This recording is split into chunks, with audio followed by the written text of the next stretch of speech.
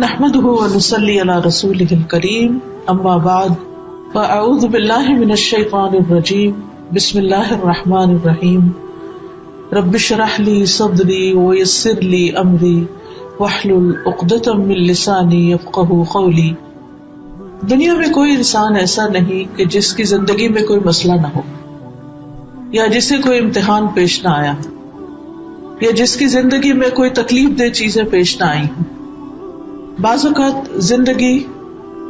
آسانی سے گزر رہی ہوتی ہے کہ اچانک اس میں کوئی حادثہ پیش آ جاتا ہے، اس وقت ہم ہلا مارے جاتے ہیں، ہمیں یہ سمجھ نہیں آتی کہ ہم اس سے ڈیل کیسے کریں، اس کو ہینڈل کیسے کریں، اس مشکل سے نکلے کیسے، اس پریشانی کو دور کیسے کریں۔ عام طور پر یہ ہوتا ہے کہ جب کوئی پریشانی آتی ہے تو ہم یا تو رونا دھونا کرتے ہیں یا پھر irrelevant لوگوں کے ساتھ ڈسکس کرتے ہیں جو ہماری کوئی مدد نہیں کر سکتے، اور جب ہم لوگوں سے مایوس ہوتے ہیں تو آخری کام یہ کرتے ہیں کہ کسی کے مشورے یا کسی کے کہنے پر اللہ سے دعا کرتے ہیں، اور وہ دعائیں بھی عام طور پر ان کے اندر کوئی شدت نہیں ہوتی، کوئی زور نہیں ہوتا، کوئی توجہ نہیں ہوتی، اللہ کے آگے رونا دھونا نہیں ہوتا۔ لیکن ہم دیکھتے ہیں ایک انسیڈنٹ کو جو مدینہ کے شہر میں پیش آیا رسول اللہ صلی اللہ علیہ وسلم کے زمانے میں، کہ ایک خاتون کی زندگی میں ایک مسئلہ پیش آ گیا، اور وہ مسئلہ یہ تھا کہ اس کے شوہر نے اس کو کہہ دیا کہ تم میرے لیے حرام ہو، کیونکہ آج کے بعد تم میرے لیے میری ماں کی پیٹھ کے برابر ہو، یعنی میں تمہارے ساتھ کوئی بھی ازدواجی تعلق قائم نہیں کروں گا۔ دور جاہلیت میں یہ ہوتا تھا کہ جب کسی کو طلاق دینی ہوتی تھی تو اس کا ایک طریقہ یہ تھا کہ طلاق کا لفظ بولا جاتا تھا کہ تمہیں میں طلاق دیتا ہوں یا تم آزاد ہو، اور ایک طریقہ یہ تھا کہ بیوی کو ماں کی طرح کہہ دیا جاتا تھا۔ تو یہ عورت سخت پریشان ہوئی، ان کے بچے چھوٹے تھے اور زندگی گزری تھی شوہر کے ساتھ، اور وہ الگ نہیں ہونا چاہتی تھی۔ تو انہوں نے اپنے مسئلے کو اپنی ہمسائی کے سامنے پیش کیا، تو انہوں نے مشورہ دیا کہ تم حضور صلی اللہ علیہ وسلم کے پاس چلی جاؤ اور انہیں جا کر اپنا مسئلہ بتاؤ اور ان سے حل مانگو۔ ان خاتون کا نام خولہ بنت ثعلبہ تھا۔ تو خولہ رضی اللہ تعالی عنہا نے رسول اللہ صلی اللہ علیہ وسلم کے پاس آ کر اپنا مسئلہ سنایا، اور بہت عمدہ طریقے سے اپنا مسئلہ پیش کیا کہ میرے بچے چھوٹے ہیں، اگر میں ان کو اپنے شوہر کے حوالے کروں گی تو وہ ضائع ہو جائیں گے، کیونکہ شوہر اب بڑھاپے کی عمر کو پہنچ چکے ہیں اور بچوں کی ٹیک کیئر نہیں کر سکتے، اور دوسرا یہ کہ ان کا ٹیمپرامنٹ بھی ایسا ہو چکا ہے کہ وہ بات برداشت نہیں کرتے، اسی وجہ سے تو یہ حادثہ پیش آیا تھا، تو میرے لیے کوئی حل نکالیے۔ رسول اللہ صلی اللہ علیہ وسلم نے فرمایا کہ میرا خیال یہ ہے کہ تم اس پر حرام ہو چکی ہو، کیونکہ دور جاہلیت میں طلاق کا طریقہ یہ تھا، تو آپ نے اسی طریقے کے مطابق فرمایا کہ تمہیں طلاق ہو چکی۔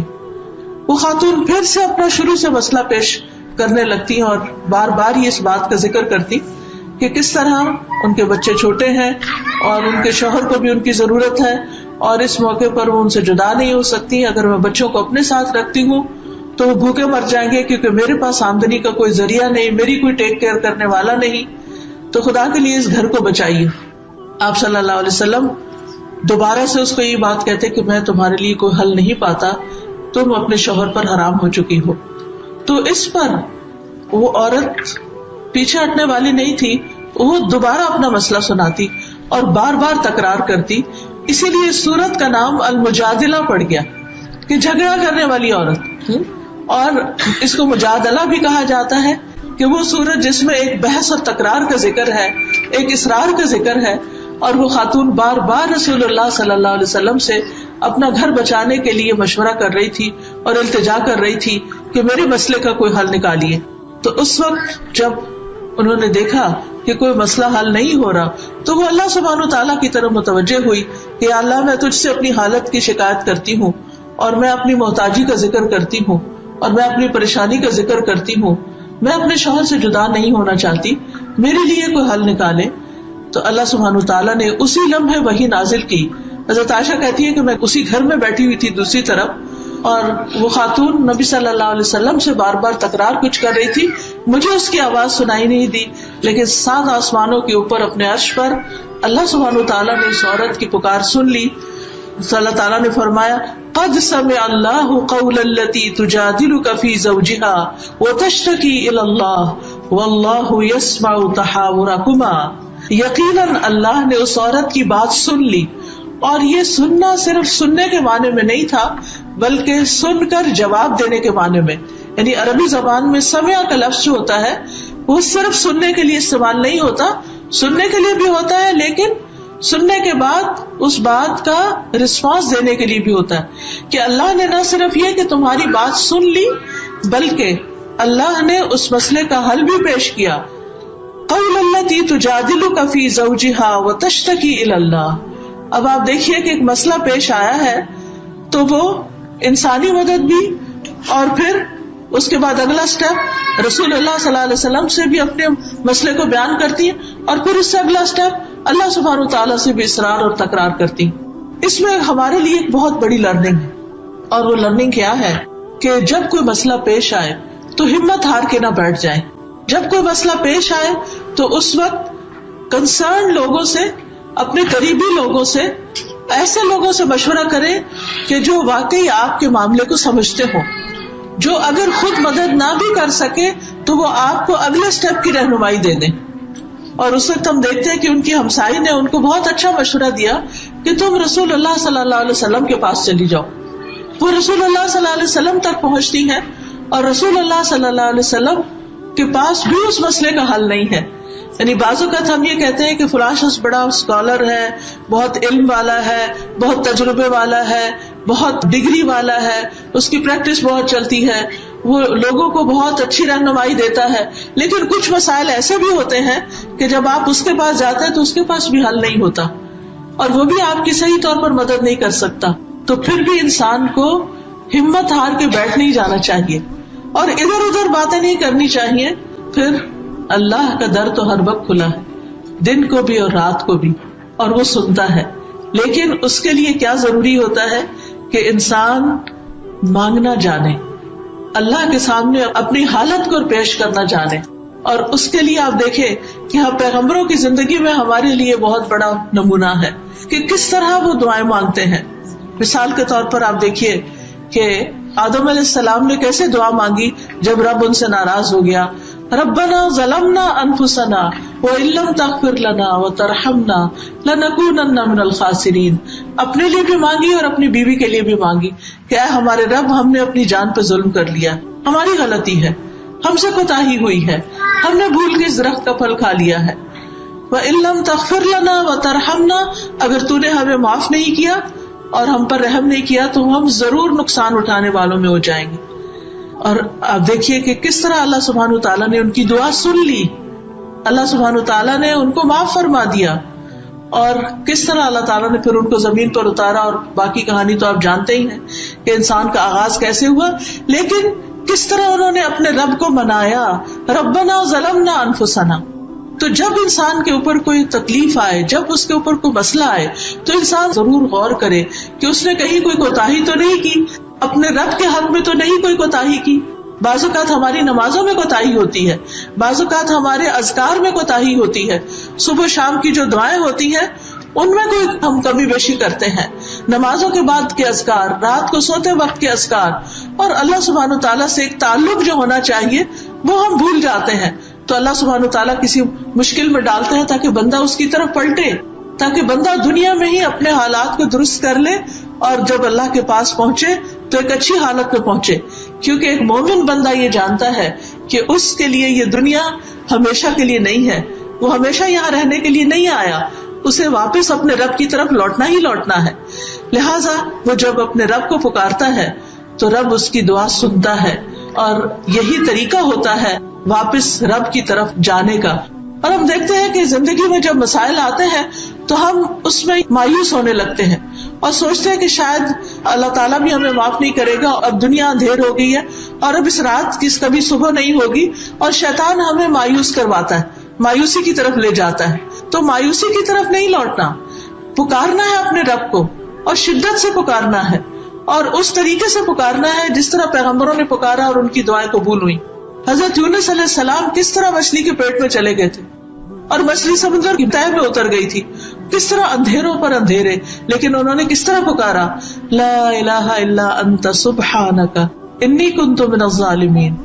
نہیں کوئی الہ مگر تو پاک ہے، بے شک میں ہی ظالموں میں سے ہوں، میری غلطی ہے. تو اللہ تعالیٰ فرماتے ہیں کہ اگر وہ یہ تسبیح نہ کرتا تو قیامت تک وہ مچھلی کے پیٹ میں رہتا، یعنی وہیں پر ہی رہتا، وہ اس سے باہر نہیں نکل سکتا تھا. یعنی مسائل آتے ہیں اور وہ مسائل آپ کا دامن پکڑ لیتے ہیں اور آپ کو چھوڑتے نہیں جب تک کہ آپ اللہ کی مدد سے ان کے اوپر قابو نہ پائیں. تو اس لیے بہت ضروری ہوتا ہے کہ ایسے موقع پر انسان اللہ سبحانہ وتعالیٰ کی طرف لوٹے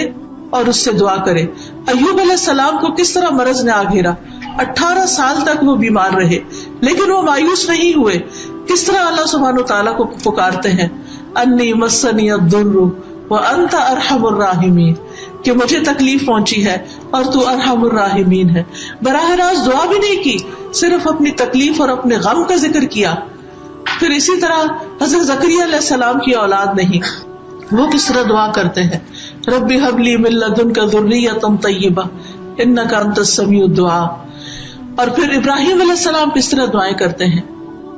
تو ہم سارے پیغمبروں کی دعائیں دیکھیں، سورۃ الانبیاء میں یہ ساری چیزیں ایک جگہ اکٹھی ہوتی. سورۃ الانبیاء کا وہ رکوع پڑھنے کے لائق ہے، اس کا ترجمہ بار بار پڑھیے کہ کس طرح مختلف پیغمبروں نے اپنے رب کو پکارا اور رب نے ان کی پکار سنی، ان کی دعا سنی. تو اس لیے ہمیں بھی کبھی بھی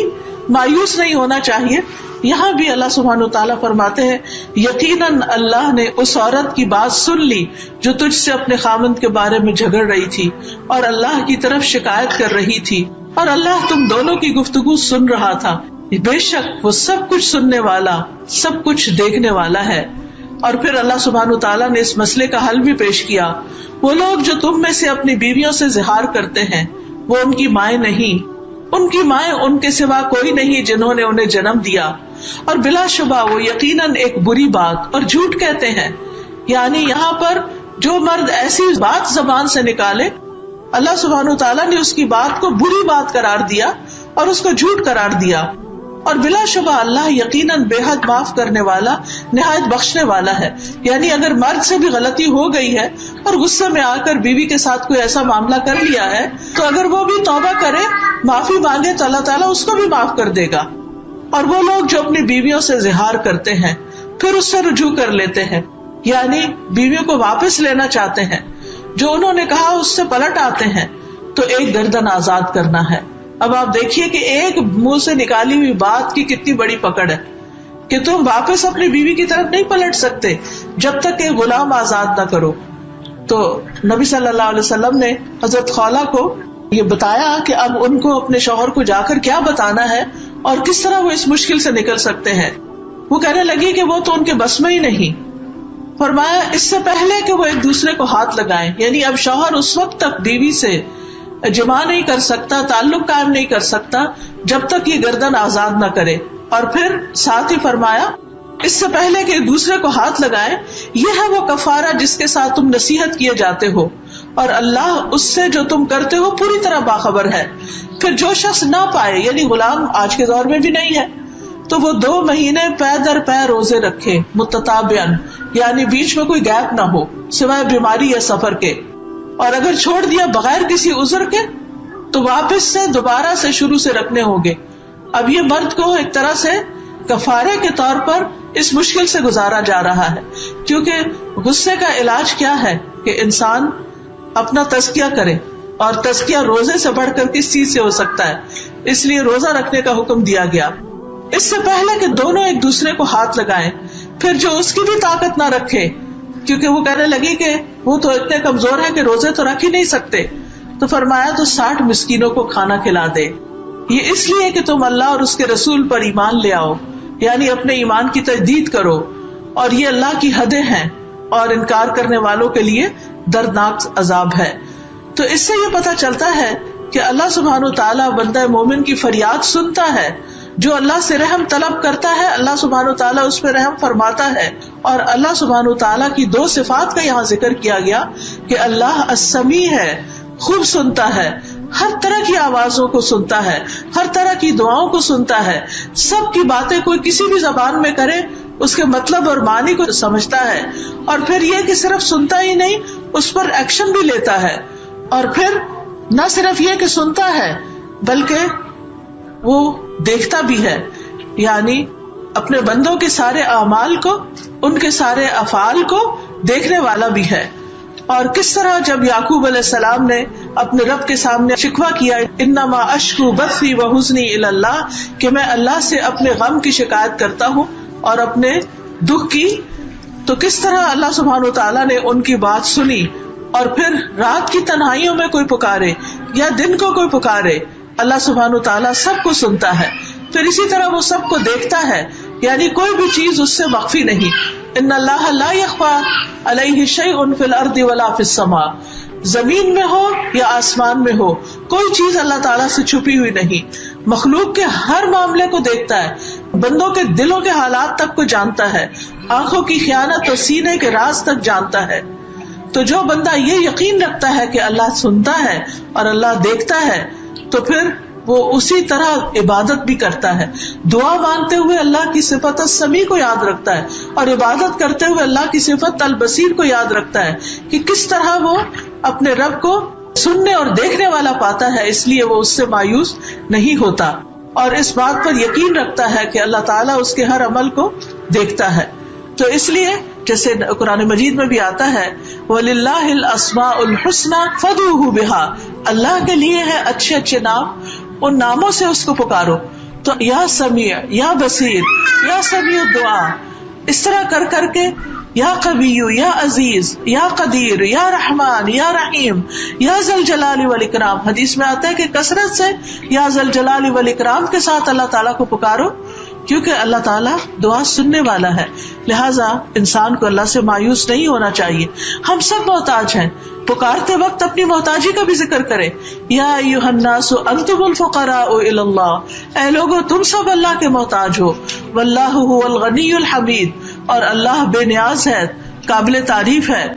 انسان بہت کمزور پیدا کیا گیا ہے، انسان کے پاس خواہ کتنا بھی مال ہو، کتنا بھی علم ہو، کتنا بھی اس کے پاس ذہانت ہو،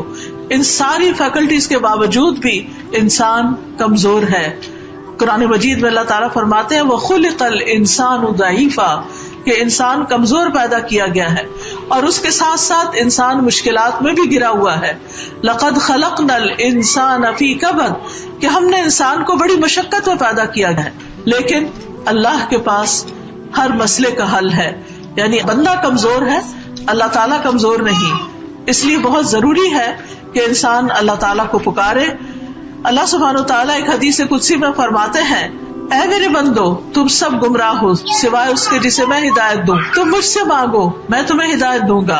اے میرے بندو تم سب بھوکے ہو سوائے اس کے جسے میں کھلاؤں، تو تم سب مجھ سے کھانا مانگو میں تمہیں کھانا کھلاؤں گا۔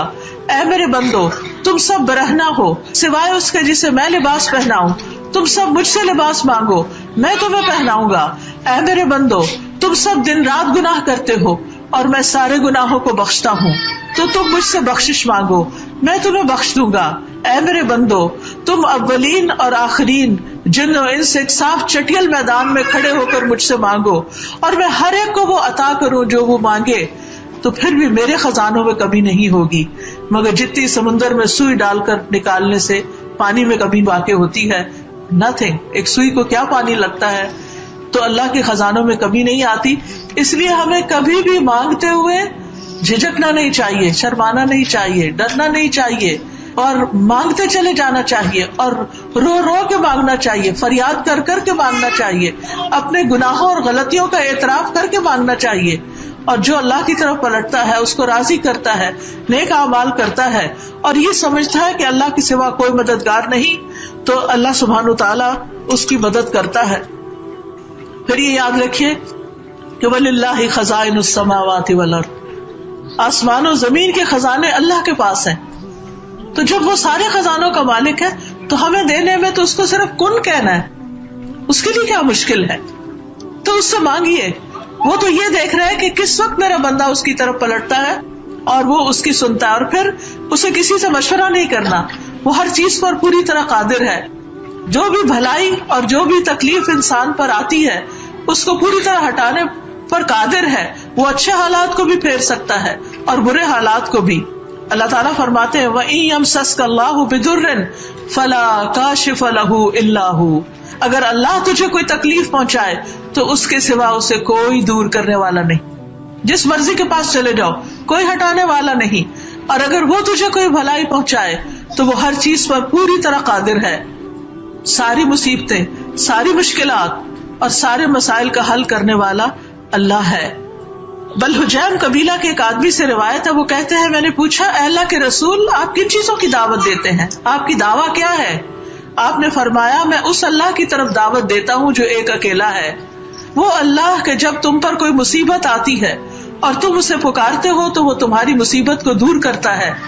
جب تم کسی بیابان اور جنگل میں راستہ بھول جاؤ اور اس سے دعا کرو تو وہ تمہیں واپس پہنچا دیتا ہے، جب تم قحط سالی میں مبتلا ہوتے ہو اور اس سے دعا کرتے ہو تو وہ تم پر پیداوار ظاہر کرتا ہے۔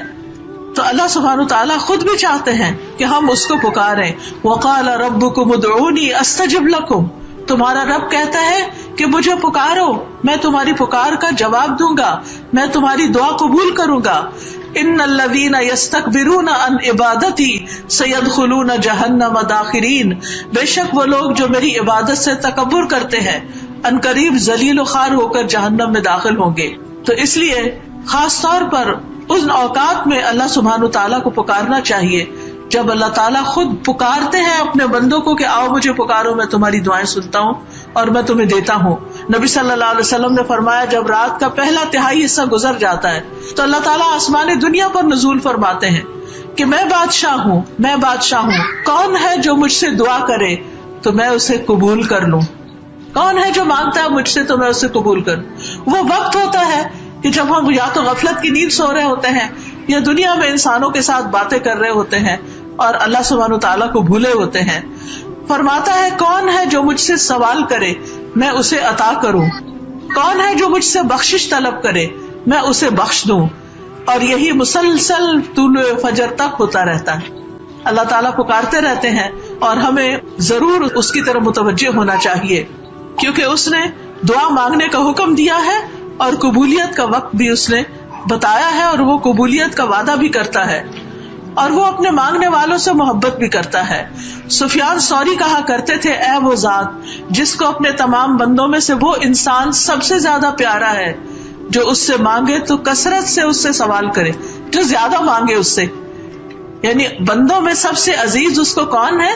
جو سب سے زیادہ اس سے مانگتا ہے۔ اے وہ ذات جس کو اپنے بندوں میں وہ انسان سب سے زیادہ ناپسند ہے جو اس سے مانگتا نہیں، اور تیرے سوا کوئی بھی ایسا نہیں اے میرے رب، یعنی باقی مخلوق ایسی نہیں۔ پھر اسی طرح اللہ تعالیٰ بندوں کو خالی ہاتھ